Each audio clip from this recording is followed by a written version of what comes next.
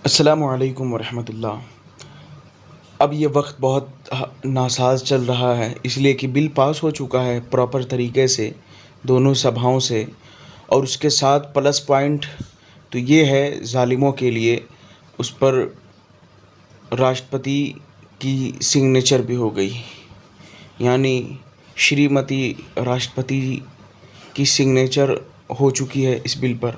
अब ये जो बिल था पहले एक नॉर्मली एक बिल की हैसियत रखता था, लेकिन अब ये बिल नहीं है, अब ये कानून का हिस्सा बन चुका है। अब ये लॉ का एक हिस्सा बन चुका है। जिस तरीके से संविधान है, कानून है, उसी कानून का एक हिस्सा अब ये बिल भी हो चुका है। पहले कानून का हिस्सा नहीं था, सिर्फ एक बिल की हैसियत थी इसकी नॉर्मली, लेकिन अब ये कानून का एक हिस्सा बन गया है। ये कानून का एक जुज़ बन चुका है, उसकी एक बॉडी पार्ट बन चुकी है। अब हमें क्या करने की ज़रूरत है? हालात दिन ब दिन नासाज हो रहे हैं, और जैसे ही ये पास हुआ उसके साथ ही साथ तबाही भी शुरू हो चुकी है।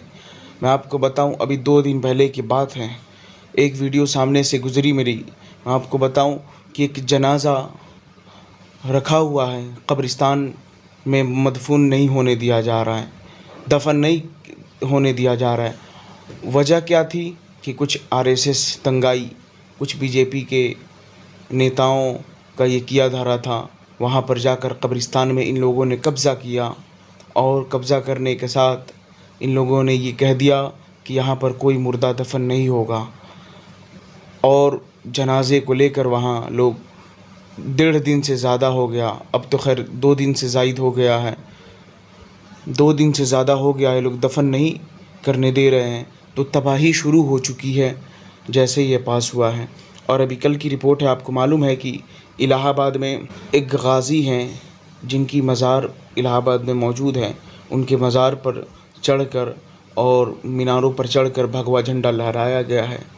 यानी तबाही शुरू हो चुकी है, और ये तबाही के भी इब्तिदा है, यानी स्टार्टिंग है, जिसे आगाज़ कहते हैं। और ये तबाही के इख्तिताम निहायत ही भयानक और हौलनाक होने वाला है। ये तबाही का इख्तिताम मज़ीद बुरा होने वाला है, और क़यामत की निशानियाँ भी पूरी होती हुई नज़र आ रही हैं। इसलिए कि अल्लाह तबारक व तआला उस कौम के ऊपर ज़ालिम को मुसल्लत करता है जिस कौम में फहश गोई, जिस कौम में शराब नोशी, जिस कौम में ज़िनाकारी, जिस कौम में बदकारी आम हो जाती है, तो अल्लाह तबारक व तआला उस कौम पर एक ज़ालिम को मुसल्लत करता है। और इस वक्त जो ज़ालिम है वो सबकी निगाहों के सामने है।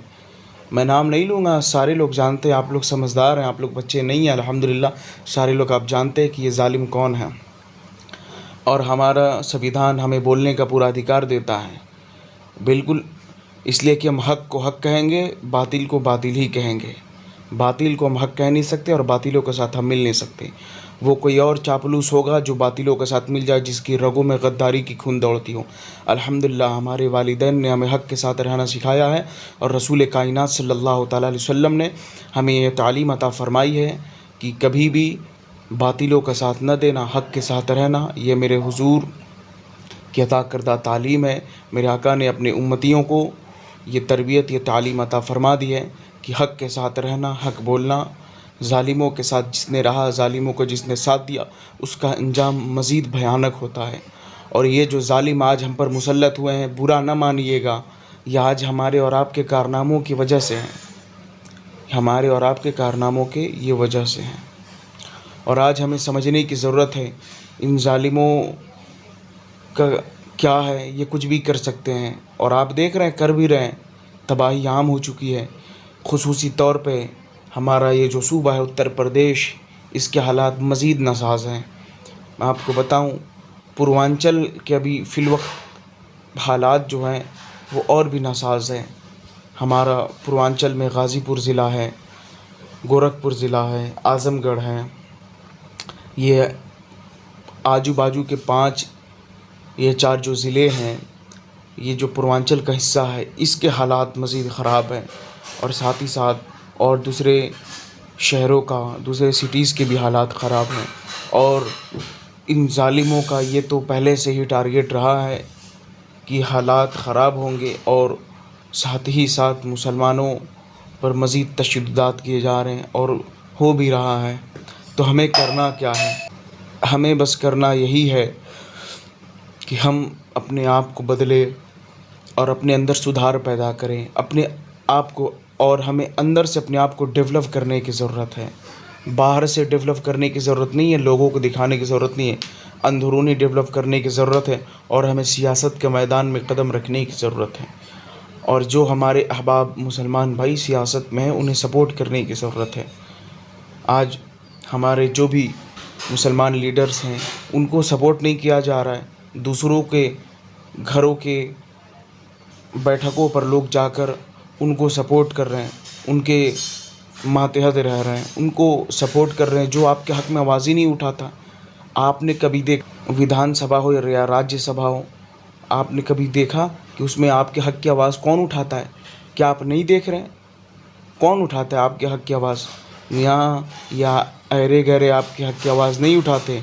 आपके हक़ की आवाज़ कोई उठाता है तो वो असदुद्दीन अवैसी है। आपके हक़ की कोई आवाज़ उठाता है तो वो अवैसी हैं। आपके हक़ की कोई आवाज़ उठाता था तो वो इम्तियाज़ जलील हैं। फ़िलवक़्त वो भी हार चुके हैं, लेकिन ये हमारे लोगों के कारनामे हैं और कोई दूसरे के नहीं है। भाई शर्म नहीं आती? जो बंदा आपके हक़ की आवाज़ उठा रहा है पार्लियामेंट के अंदर, उस बंदे को आप हरा रहे हो। आपकी आवाज़ अभी कौन उठा रहा है? मियाँ आपके नाम लेना लोग गवारा नहीं करते हैं वहाँ पर पार्लियामेंट में। आप आवाज़ की बात करते हो, आपका लोग नाम लेना गवारा नहीं करते वहाँ पर। लोगों को इतनी नफ़रत है। बस हमें आखिरी बात पर गौर करने की ज़रूरत है और आखिरी पैगाम भी यही है कि आज हमें ख़ुद को बदलने की ज़रूरत है। इसलिए कि न घबराओ मुसलमानों, खुदा की शान बाकी है। अभी इस्लाम ज़िंदा है, अभी कुरान बाकी है। ये ज़ालिम क्या समझते हैं जो अपने दिल में हँसते हैं। अभी तो करबला की आखिरी मैदान बाकी है। अस्सलामु अलैकुम व रहमतुल्लाह।